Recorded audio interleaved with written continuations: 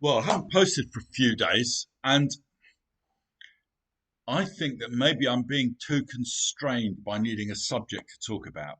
Even though I'm quite relaxed about the way I do it, um,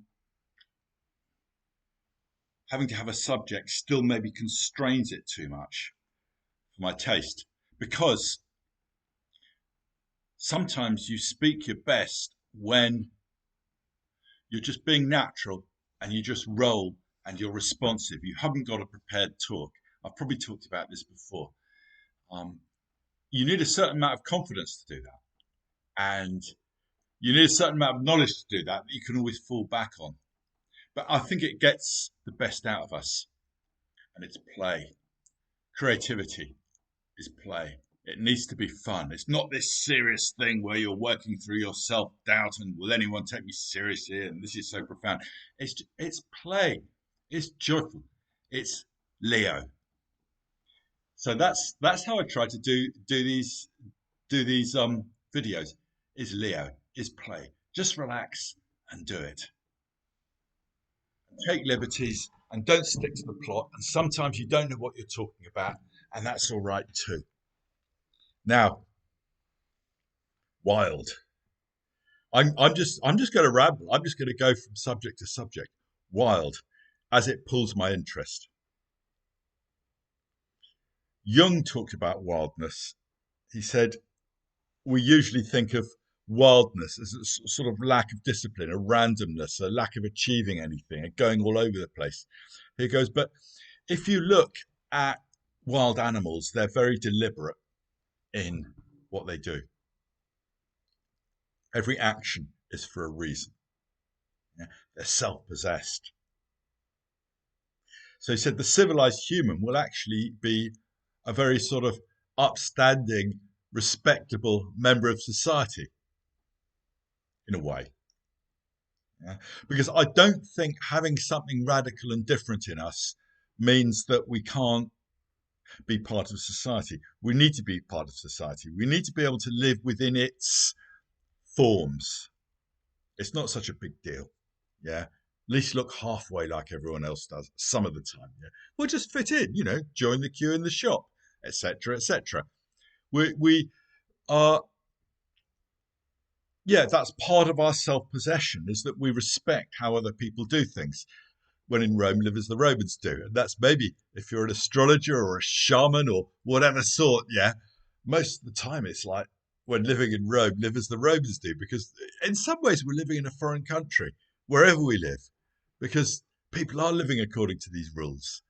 And they do see things in a very partial sort of way, a very black and white sort of way. Um, that's the left brain. I was listening to an interview between Ian McAllister, who wrote I think The Master and His Apprentice. He was being interviewed by Jordan Peterson, and he spent a lifetime of research into the left brain and right brain, and it's very interesting what he has to say. And it's the left brain which sees things in this very partial, rational sort of way, and it's the right brain that's more holistic. And the correct relationship between them is that the left brain is in service to the right brain. And what often happens is that the left brain wants to take control. Uh, the Sorcerer's Apprentice in Disney's Fantasia, where the apprentice, the sorcerer goes out and the apprentice decides to do some magic and it all goes to shit. Yeah. Well, we can be like that. The left brain can be like that. Science can be like that. It can be like the Sorcerer's Apprentice. And it's like, whoops, I fucked up. Yeah. Yeah, we make mistakes. It's no reason not to have technology. You get people anti-science or anti-technology think what might happen. It's like, well, yeah, there will be mistakes. There always are. Yeah. With AI, yeah, there probably will be some mistakes down the line, but we'll sort them. Nuclear. Oh God, think what could happen. Yeah, but we'll sort it. Nuclear is the safest form of energy there is practically. Yeah, it's certainly safer than coal or gas or oil. Yeah, in terms of accidents. When you do have an accident, it's incredibly rare, but of course it then makes everyone fear the whole industry. We're quite irrational about nuclear.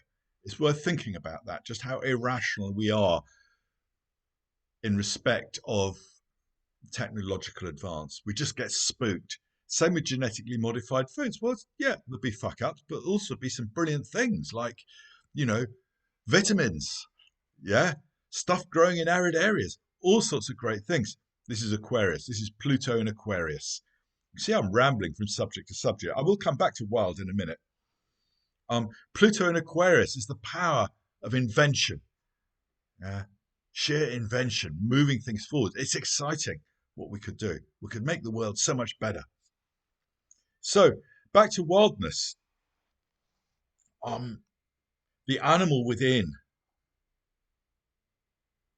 and as Jung said, it basically makes you self-possessed. It doesn't make you random and thoughtless. Actually, it makes you very thoughtful. Not in the sense that, or considered, yeah, which is a better word, because I don't mean a left brain thing. I mean pondering what you do, knowing what you're doing, and going with it. And we make decisions. We don't make decisions with our head. We make them with our body, with our animal. That's how we make decisions. And then afterwards, we invent the reasons. And we think we've done it for rational reasons, and we haven't. We've done it for, in a way, bodily reasons, for animal reasons. The animal is what we live through, and the animal gives us our wildness, gives us our connection. And if you're close to your animal, you will not make mistakes with your life. You will not lurch from one fuck up to another, or starting things and then realizing you didn't want to do it. We sometimes need to go through that process of starting things and not doing them because we didn't know how to listen to ourselves. So this is about listening. Listen to yourself. Listen to your body. Quote Mary Oliver, beginning of her poem Wild Geese. You do not need to be good. You do not need to walk on your knees 100 miles across the desert, repenting.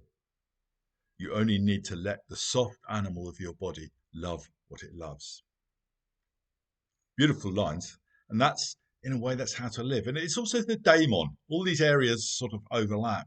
So Socrates had a daemon, which was his guide. Now, his daemon never told him what to do. It only told him what not to do. So the daemon, in other words, doesn't make our choices for us or tell us what to choose. We have to do that and take responsibility for it. But he will help us if we're going to do the wrong thing by giving us a bad feeling about it or a feeling that's jarring about it. We need to learn to listen to those feelings and trust them and put them above what other people want for us or expect for us. Trust that first. And that might mean living with other people's, well, maybe they won't like us. Yeah, maybe they'll disapprove. We'll let them down. And then we'll feel guilty. And then who are we if we feel guilty? We're this lesser person because we're used to feeling good about ourselves because we imagine others feel good about us. Our fantasies about how others think about us. So listen. It's always about listening. And with astrology, we're listening to the gods. We're listening to the planets. And in a way they're out there, in a way they're in here, because there isn't really that distinction because we are the universe. So in listening to ourselves, we're listening to the universe because we're not separate. And astrology pulls us to that place. Astrology gives us a lifetime of listening. Astrology isn't trying to work out what's going to happen and getting spooked by it. Astrology is about listening to all those voices within, 10 of them, and their various callings, and learning to answer them all in different ways. And then you're wild. You have that kind of self-possession. You're the natural person, the person who trusts their instincts. And the rational mind is just